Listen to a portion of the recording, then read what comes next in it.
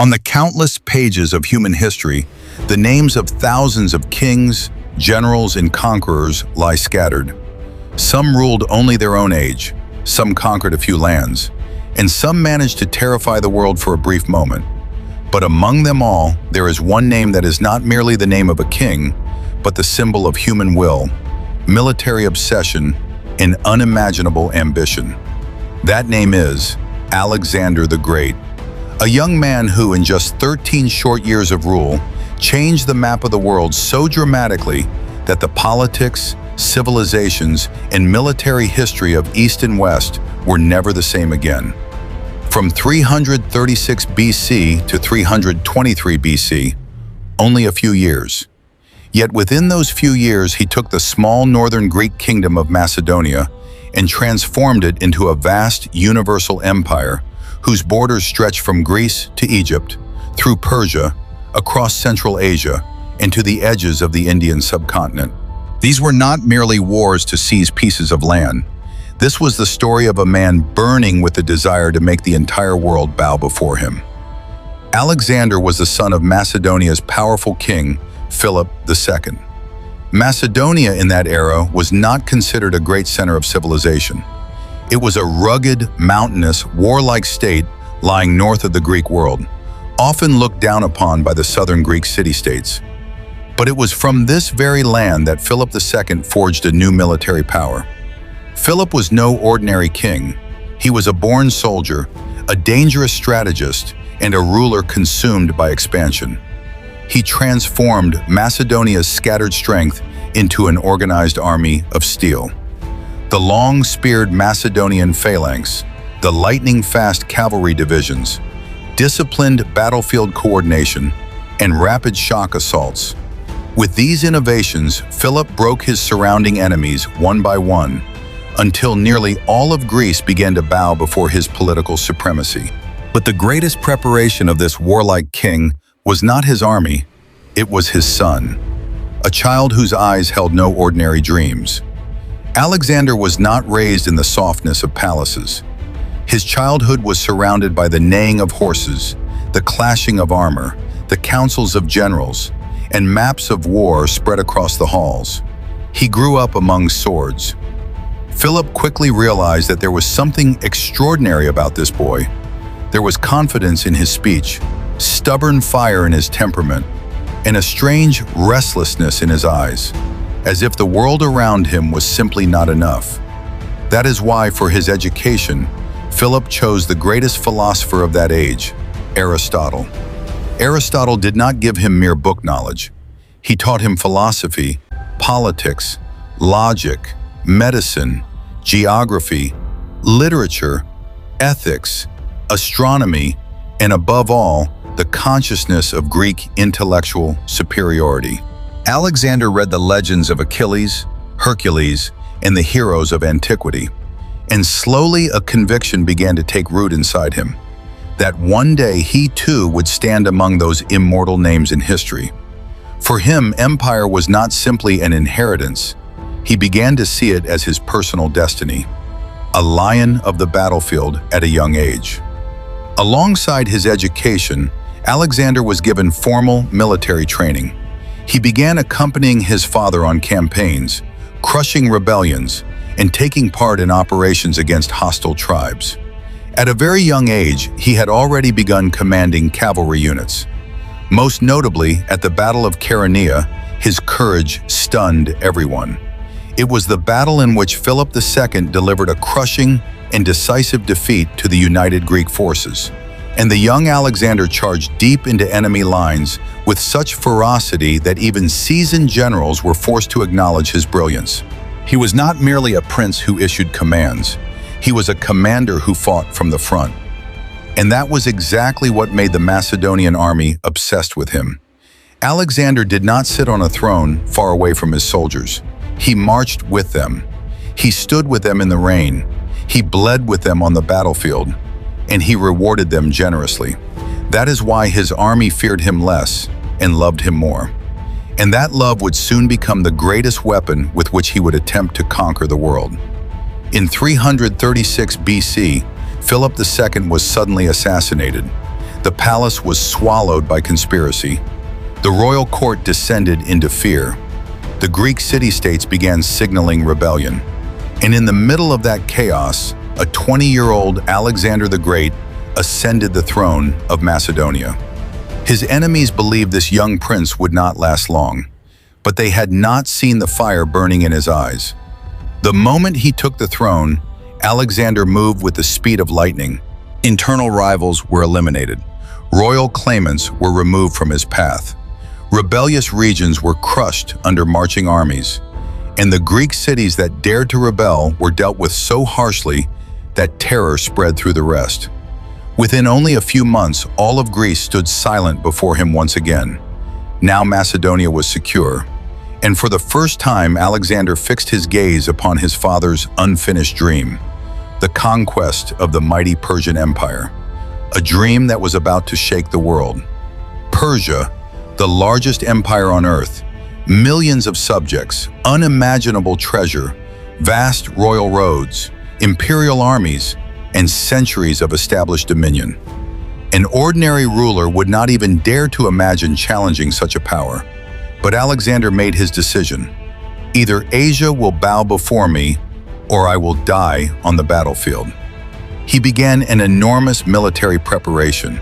Thousands of infantry soldiers, elite cavalry, engineers, supply carriers, siege machines, bridge-building equipment, food, water, fodder, maps, diplomatic channels.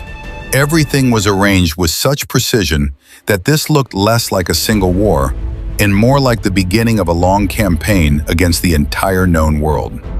Then, in 334 BC, when Alexander crossed the Hellespont and stepped onto the soil of Asia, he drove his spear into the ground as if declaring, "From this moment on, the fate of the world will be written by the sword." And truly, at that very moment, a new storm in history began to rise. As soon as he entered Asia, Persian armies came to face him. But before Macedonian discipline, Alexander's lightning command, and his personal obsession, they shattered one after another. Large parts of Asia Minor quickly fell under his control. Then he turned toward Syria.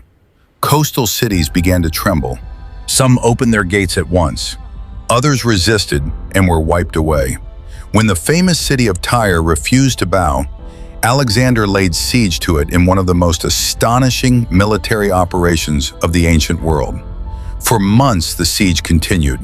A causeway was built through the sea itself to reach the island city.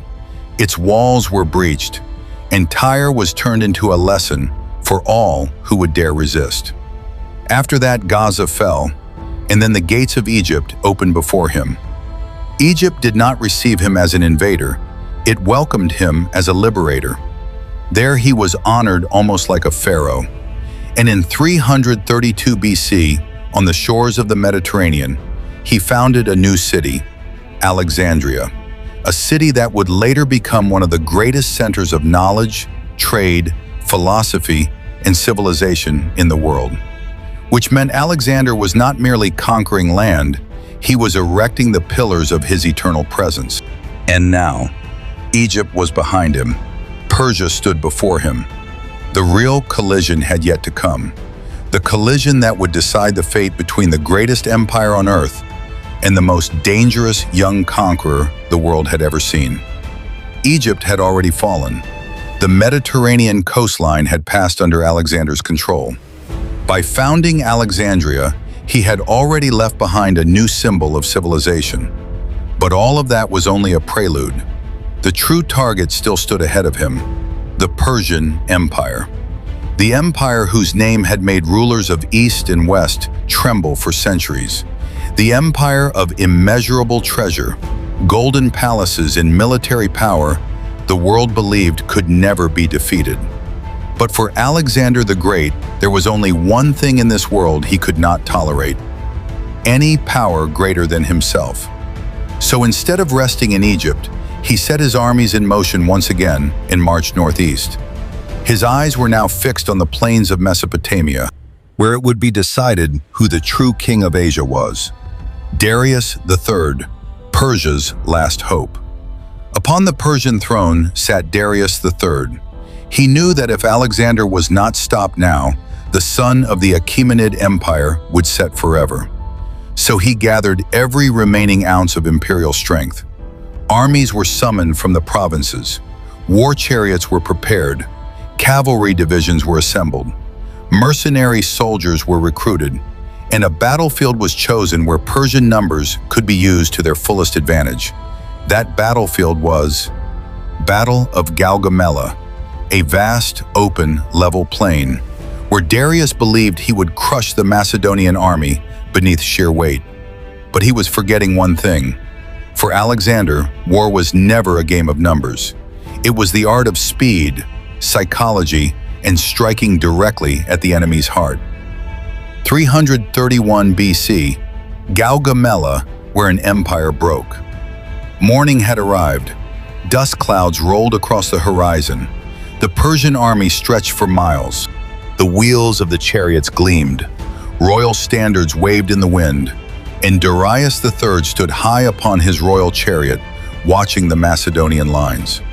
On the other side stood Alexander, outnumbered, but carrying the same fanatical certainty in his eyes. He arranged his formations, the Macedonian phalanx in the center, the companion cavalry on the right wing, and he himself in the front line with his chosen riders. The battle began. Persian chariots thundered forward. Arrows rained like darkness.